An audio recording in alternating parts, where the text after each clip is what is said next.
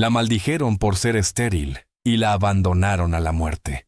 Creían que una mujer que no podía tener hijos no era nada para sus tribus, pero el destino tenía un plan irónico. La enviaría a la vida de 3 pequeños niños huérfanos de madre y un padre en duelo.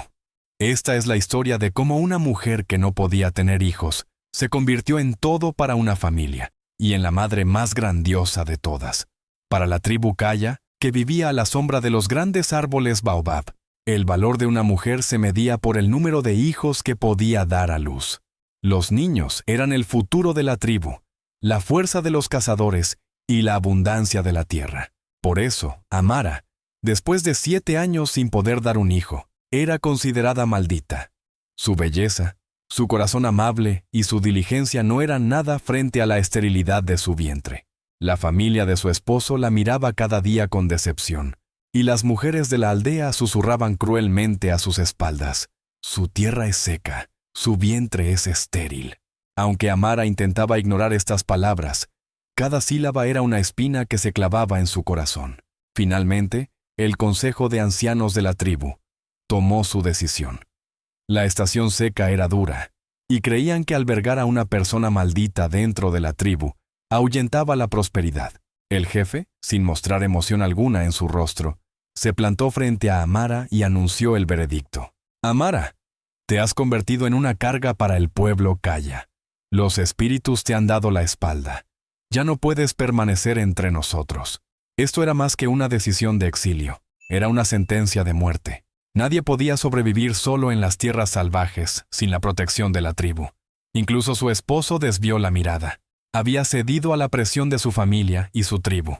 A Amara solo le dieron una pequeña bolsa de agua y un puñado de carne seca. La llevaron hasta el límite de las tierras de la tribu, bajo una gran acacia donde cazaban leones y hienas, y la dejaron allí sola. Cuando miró hacia atrás por última vez, vio que la aldea que una vez fue su hogar y el hombre que amaba le habían dado la espalda.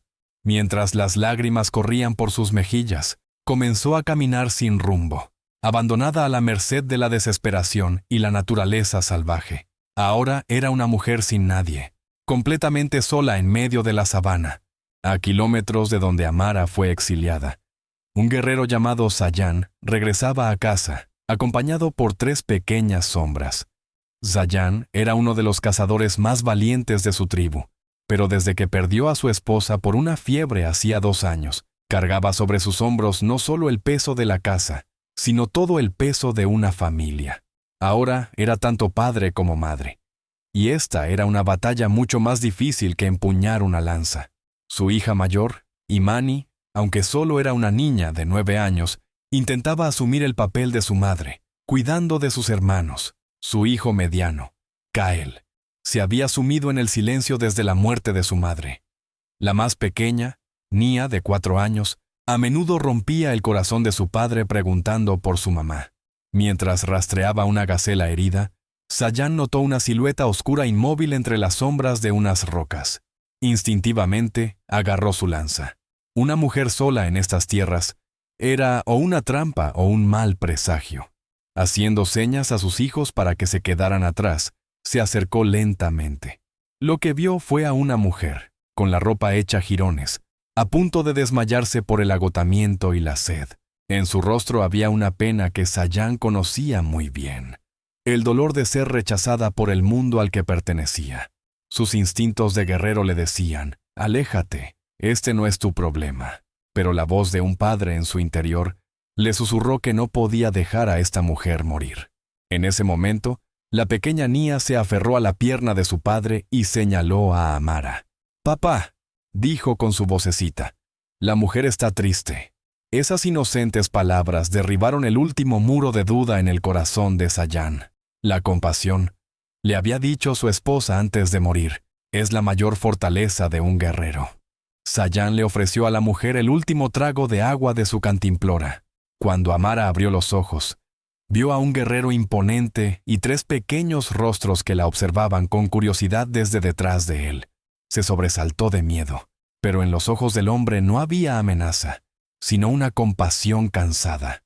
Sin decir una palabra, Sayan la ayudó a levantarse. Sin saber si había sido salvada o arrastrada a una nueva cautividad, Amara comenzó a tambalearse detrás de este extraño guerrero. El campamento de Sayán era menos una gran aldea que un hogar apartado compuesto por 3 chozas. Estaba claro que Sayán prefería vivir su duelo en soledad. Cuando Amara llegó al campamento, 3 pares de pequeños ojos la escrutaron con atención. La niña mayor, Imani, estaba de brazos cruzados, con una dura desconfianza en su rostro, como si Amara fuera una invitada no deseada que había venido a ocupar el lugar de su madre. Kael, como de costumbre, se retiró silenciosamente a un rincón e ignoró su presencia. Solo la más pequeña, Nia, se chupaba el dedo mientras observaba a esta nueva y triste mujer con una curiosidad infantil. Amara no les exigió nada. Simplemente se sentó en un rincón de la choza vacía que le indicaron y observó en silencio su entorno. Lo que vio fue el conmovedor desorden de un hogar lleno de amor, pero sin madre. Una manta rota, una comida preparada sin esmero, el cabello enredado de los niños. Su instinto maternal, una compasión que su vientre no pudo dar, se desbordó. Dejando a un lado su propio dolor, comenzó a ayudar con pequeños gestos. Sin que nadie se lo pidiera, remendó la manta rota de Imani. Les mostró cómo podían cocinar las raíces que Sayán traía de la casa para que fueran más sabrosas. El verdadero punto de inflexión ocurrió cuando la pequeña Nia tropezó con una piedra afilada y cayó. Cuando la niña comenzó a llorar, Sayán e Imani estaban ocupados en otra tarea. Amara, sin pensarlo un momento, corrió al lado de la niña, la tomó suavemente en sus brazos, limpió la herida y presionó sobre ella una hoja que las mujeres de la tribu Kaya conocían para detener el sangrado. Su voz suave y su tacto gentil, que calmaron a la niña, no pasaron desapercibidos para Sayán, que observaba la escena desde la distancia. Las manos de esta mujer, al igual que las de su esposa, traían sanación y paz. Esa noche, mientras Sayán asaba la carne sobre el fuego, le ofreció el mejor trozo a Amara. Fue un agradecimiento sin palabras, el primer paso de aceptación. Cuando Amara tomó la carne, vio en los ojos de Sayán no solo sospecha, sino un atisbo de respeto y curiosidad. Quizás el destino le había quitado una familia, pero ahora le estaba abriendo la puerta a una completamente diferente. La presencia de Amara estaba transformando lentamente el campamento de Sayán en un hogar. Ya no se sentaban junto al fuego solo por necesidad, sino para compartir las historias del día. Amara tocaba silenciosamente las vidas de los niños. Se había dado cuenta de que Kael, el niño silencioso que más extrañaba a su madre, guardaba la pequeña punta de una lanza rota en una antigua batalla. Una noche, Amara tomó la pieza de metal, la pulió y la afiló, y la ató a un mango resistente adecuado a la altura del niño. Kael, al encontrar la lanza por la mañana, no dijo una palabra, pero ese día, por primera vez, miró a Amara directamente a los ojos e inclinó levemente la cabeza. Fue un gracias, más poderoso que las palabras. El mayor obstáculo era Imani. La niña, ferozmente leal a la memoria de su madre, veía a Amara como una amenaza. Una noche, mientras una fuerte tormenta azotaba la sabana, los truenos sacudieron las chozas. Aunque Imani intentaba parecer fuerte, temblaba de miedo.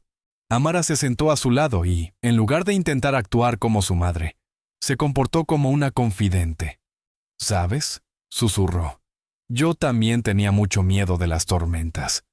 Mi madre me decía que los truenos eran el sonido de nuestros antepasados tocando los tambores en el cielo. Una celebración». Amara se acercó a Imani, honrando la memoria de su madre. Esa noche, Imani se durmió no con el fantasma de su madre, sino con la presencia de esta mujer cálida y reconfortante a su lado. Sayán observaba todos estos cambios con admiración. Veía las sonrisas olvidadas regresar a los rostros de sus hijos. El campamento ya no era solo un refugio, sino un lugar lleno de risas y el olor de comida caliente. Una noche, sentado junto al fuego, le habló a Amara de su propia esposa, de lo valiente que había sido. Era la primera vez que compartía su duelo con alguien. Amara simplemente escuchó, acompañándolo con un silencio que entendía su dolor. Esa noche, Sayán se dio cuenta de que Amara había comenzado a ser también la sanadora de su propia alma herida. Ella era el corazón que le faltaba a esta pequeña familia. La paz que se había instalado en la familia se vio perturbada por las sombras del pasado de Amara. Un día, 2 cazadores Kaya se toparon con el campamento de Sayán. Los cazadores se quedaron atónitos al ver a Amara, a quien habían dejado para morir, viviendo con un guerrero de otra tribu y además, haciendo de madre para sus hijos.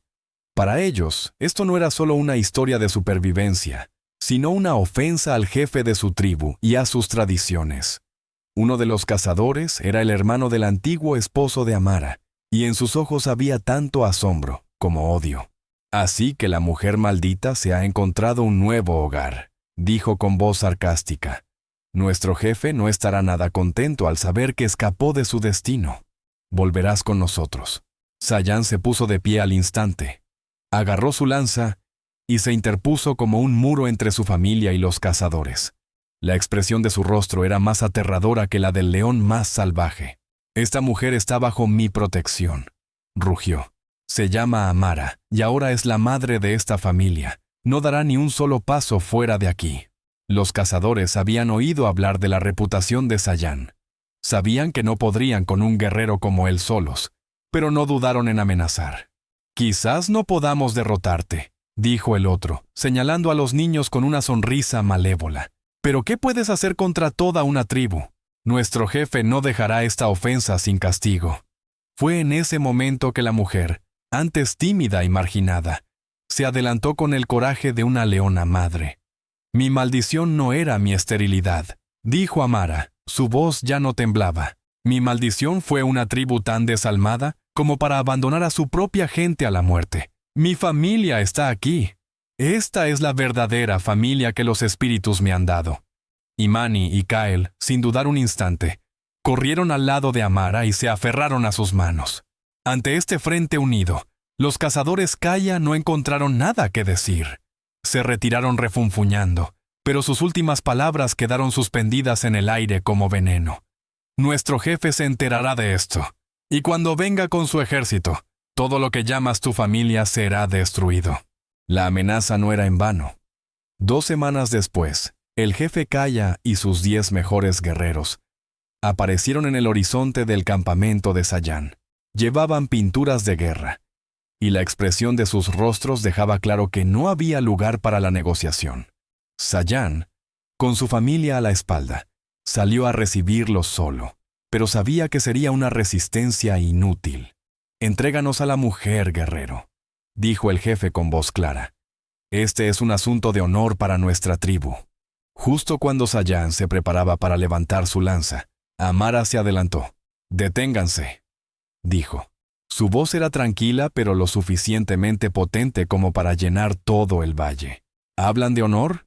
¿Es un honor dejar morir a una mujer por ser estéril? ¿O es un honor alimentar a una familia en tiempos de hambruna? ¿Dar un hogar a niños sin madre? Justo cuando el jefe iba a responder, una voz inesperada se alzó detrás de él. La esposa del jefe, la sabia madre de la tribu, se había adelantado. «Esposo mío», dijo con respeto pero con firmeza, «nuestros ancestros nos enseñaron a proteger a los débiles, no a destruirlos.